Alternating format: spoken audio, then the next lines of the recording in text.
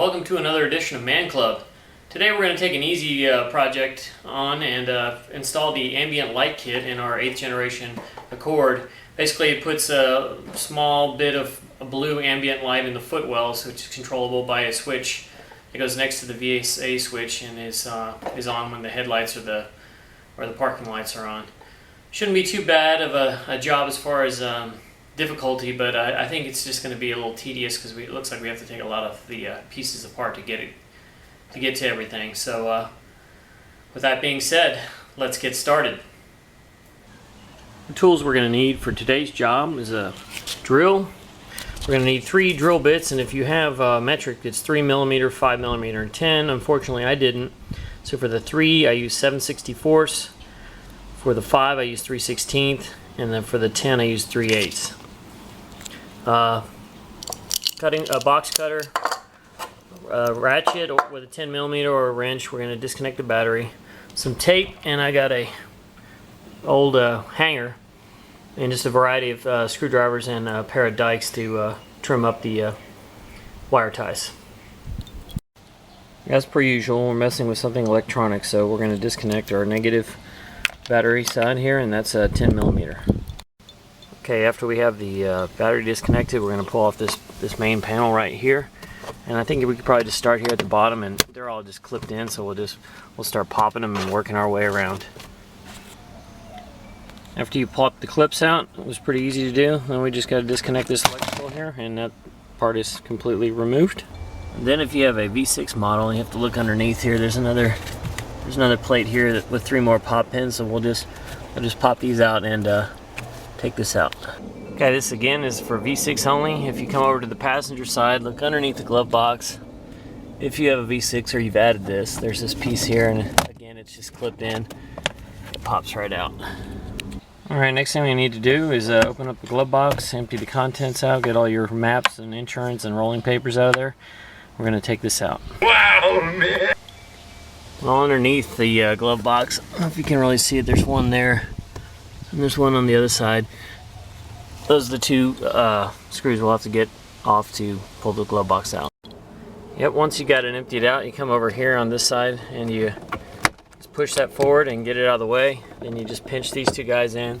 Okay, we have a glove box out. One little tip I want to show you here is, I like to put the screws back in where they go so they don't get lost. So I just put them back in there. And also, there's your AC filter for your cabin, the HEPA filter. So if you've got one available or you're thinking about doing this job, go ahead and grab you a filter if it's time and swap it out. It's real easy to get to. Now we're back on the driver's side. When I go underneath here, release the steering wheel, control, lock, and pull it all the way out. We're going to take this cover off here. Okay, so we're going to take this top piece off from the bottom piece, so gently, very gently, stick your screwdriver in there and just kind of pop it off, and do the same on the other side. It should lift right out. This is where the instructions get a little goofy because they got you doing some kind of yoga move underneath to release some clip, and I don't think you need to do that. It just looks like it just pops off from the top. Once you got it popped up, it just flips up and kind of rests right there. It's attached with some material. Okay, then to get this cover off underneath, I think there's a screw there, there's a screw there, and there's one more back here. We'll just get them all with the Phillips. Okay, as you can see, we've removed quite a bit just to put in 2 little tiny lights, but that's how we roll here at ManClub. No job is too big or too small. So now we're going to take this guy out. I'll flip this one over, and got a couple of screws, and we're going to wind up putting this guy in his place. Okay, we simply remove these 3 screws from here. We're going to pop this button out of this one. This will be trash, I guess, and then we'll pop the VSA and the new button into here and mount it back in. Okay, to get the old switch out, there's 2 tabs, top and bottom. Just gently squeeze on them and it'll pop right out. Okay, we got our 2 buttons back in the new plate, and just put the screws in the back. From the blue connector, follow it down. You'll see this clear piece with the 2 amp fuse inside. Just put your sticker on there. Okay, so we found our blue end. We routed it from this side across. Put the 1 clip in under this curved piece here. There's a nice hole for it, and then we're gonna zip tie up this stuff here nice and clean next to the fuse box. Okay, it's time to run the wiring harness, but we're going to deviate from the instructions just a little bit. I put my first wire in place. Here's a wire tie here. I just put everything on real loose. We're not really going to secure anything. We're going to run it all the way through first, figure out how it lays out, and then we'll go back towards the end and secure everything. Okay, one thing I've done here is I've got an old coat hanger and I've taped the end of it, because we basically have to, from the driver's side, go through this little hole all the way across to the other side, and that wire is not exactly straight, so it's going to be a pain in the ass to fish through. Maybe if you had two people it would be easy, but I'm just by myself, so we're going to fish it through with the old coat hanger trick. Okay, above the steering wheel, right in the middle, is the connector that we're going to have to disconnect. We're basically going to jumper off of it, so we're going to pull this one out, the stock one. We're going to put the one in from the harness, and then this stock one's going to go into the other side of the harness.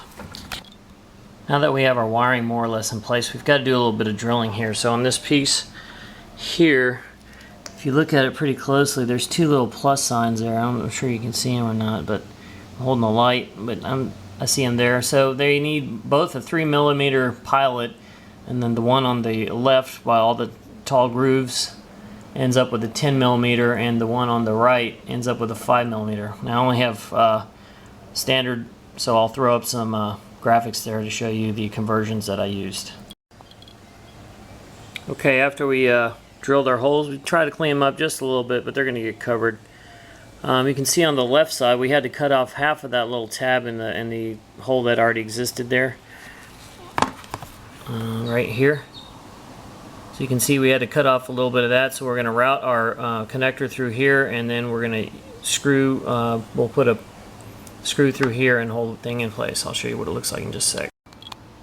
Okay, we've routed our wire through here. We got our screw and nut in place. And you can see why we had to cut off that little bit, because that little pin right there wouldn't fit flush otherwise.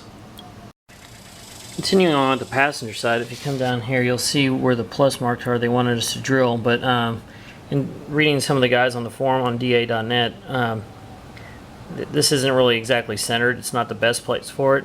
So they already had this hole over here, and I made some modifications. I drilled a mounting light here in the hole for the, I don't know if you can see that or not, but the hole for the wire is right here.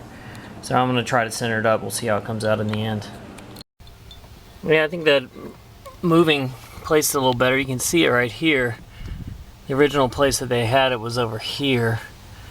We'll see how it turns out, but now that we got that done, we're just basically going to come in, zip tie everything up, clean up the wiring, and put it all back together. You might want to, you know, temporarily hook up the connectors and test everything before you put it all back together. So it looks like we got it all done. I pulled it in the garage, and I'll cut the lights off and try to get some, at least small video of capture of what it looks like. Here's the shot on the driver's side. You can see my feet. And here's a shot on the passenger side. I'm kind of glad I did center that, because my feet are right in the middle here. Not too bad. Alright, that concludes another episode of ManClub. Like I said at the beginning, it was a little tedious to get in there, you know, to pull all these pieces apart, and you know, you have to be looking up from the bottom of the footwell up, and a little bit of contortionist or yoga moves to get everything in there. Not too bad though. All in all, this is a pretty easy job. It came out pretty good, I think. I'm pretty happy with it. It's subtle, you know. I guess some of the younger guys, they like real bright lights in their car, you know. For me, I like the just the subtle and just classic nature of this OEM stuff on something like this. So I'm pretty happy with it. So if you decide to do it, I hope you can follow my tips and it'll help you out. Until next time, keep them hanging.